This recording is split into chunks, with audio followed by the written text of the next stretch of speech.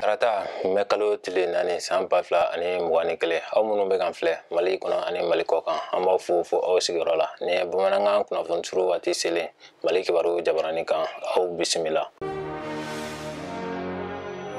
Kunnafoni sɛbɛn Jeune Afrique tigi fatura kunnafoni kana bila tɔgɔla don kɛrɛnkɛrɛnlen diɲɛ kɔnɔ o tun ye kunun tɛnɛ ye mɛ kalo tile 3 san 2021 kunnafoni sɛbɛn Jeune Afrique y'o jate minɛ ka sɛbɛnni kala da sabula a sigibaga sen kan n'o ye Besiro Bɛnɛ Yamɛd ye o fatura ka bɛn o ntɛnɛ don in ma ka si hakɛ to san 93 la Paris dɔgɔtɔrɔsoba la a tun ladalen n'o ye kabini san 2021 marisi kalo in na coronavirus kɛlen kɔ k'a minɛ.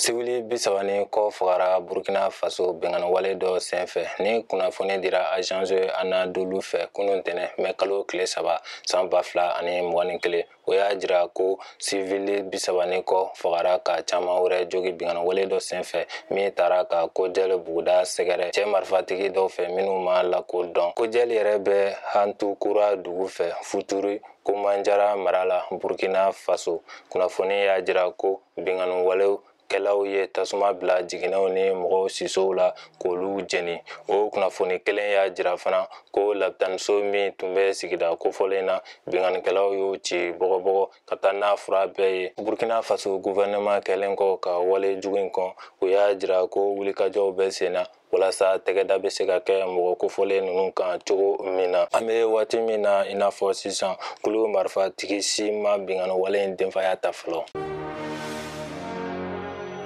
San 2022 Coupe du Monde ɲɛbila ntolantan Mali bɛna bisimilali kɛ kɔ kan.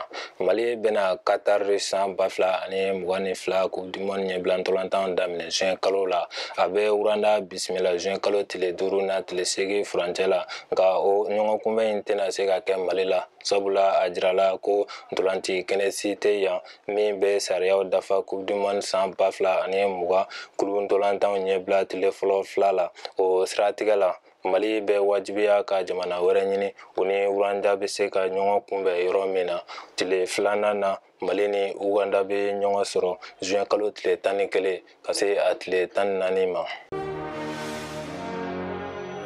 Tchad Franjilafanga gouvernement sigira. Tchad Franjilafanga jamana kuntigi Mahamadou Idriss Déby itne ye sariya ta karidon mɛ kalo tile 2 san 2021 ka gouvernement kura sigili kofɔ ministre 40 de bɛ ministre ɲɛmɔgɔ Albert Bayani Patake ka gouvernement kɔnɔ. Ministre so kura sigira sen kan ka ɲɛsin fɔka bɛɛ ma. Albert Bayani Patake tun kɛra Idriss Déby ka ministre ɲɛmɔgɔ laban ye sabula ministre ɲɛmɔgɔ jɔyɔrɔ datugura san 2018 jamana kuntigi fɛ. Fanga sinamatɔnw ani mɔgɔ murutilenkɔrɔw ka mɔgɔw bɛ gouvernement kura in kɔnɔ ka fara sɔrɔdasi jɛkulu min ye fanga ta o général caman kan. Ni ne bɛ dansigi an ka bi kunnafoniw la an b'a fɔ Ala ka bɛn ni lafiya sabati Mali kɔnɔ. Aw k'an bɛn wagati wɛrɛ la ni kɛnɛ kelen kan.